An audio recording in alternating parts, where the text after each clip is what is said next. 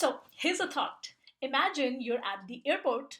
Your flight is still 3 hours away, and your battery is dying. Literally, just one quarter of a bar is left, and you're literally freaking out because you're thinking, how do I pass my time? I can't scroll Facebook. I can't go drool over Instagram pictures of yummy food and sexy women.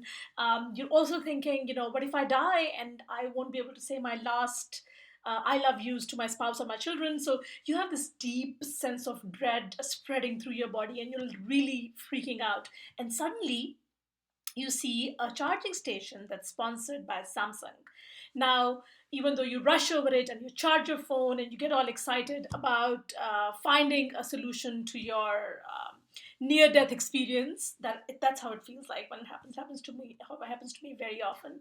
Um, but you also, if you are into the ads and marketing and persuasion, you would also think to yourself, you know what, that's probably not helping Samsung sell more phones. And that's the kind of mindset that we all have. We look at all of these ads, all of those meaningless ads, and we think to ourselves, you know what, they probably don't help these people sell anymore. And in a way, that observation makes sense. So you see people asking for running ads that are Facebook like ads, for example, or you see people running ads that don't necessarily always lead to a sales page, and you think to yourself, are they stupid?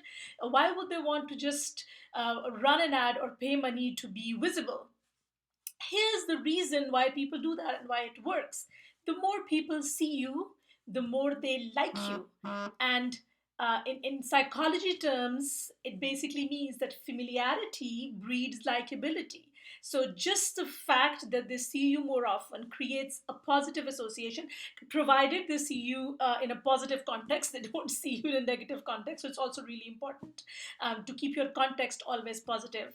But there is proven science, and there's tons of experiments. I would be happy to share those experiments where people have just the fact that they see someone or something or some brand more frequently creates a strong brand association with that thing or that person. And that's why it's important to not only run ads when you're selling something. That's why I am a huge proponent of running ads or being visible even when you're not selling anything, because the more people see you, more they like you. In fact, when I'm not selling, I spend more time being visible. So when I'm selling, when I'm actively launching, I don't necessarily post in a lot of Facebook groups or tweet a lot or post on my Facebook page every day. But when I'm not launching, I'm in a hibernation mode. I'm basically racking up my likability factor by being more visible.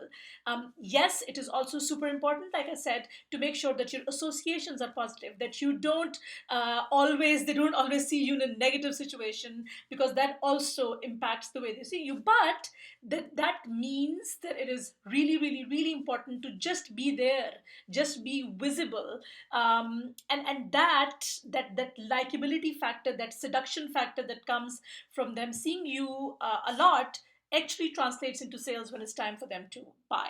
So here was my micro lesson on persuasion for today. Hope you like it. Let me know what your thoughts on this are. I use this every single day in my business, not just, by the way, in my business, even in my consulting business.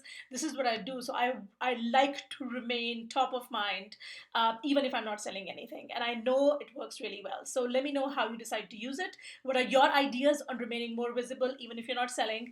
And let me know how it works. Bye bye.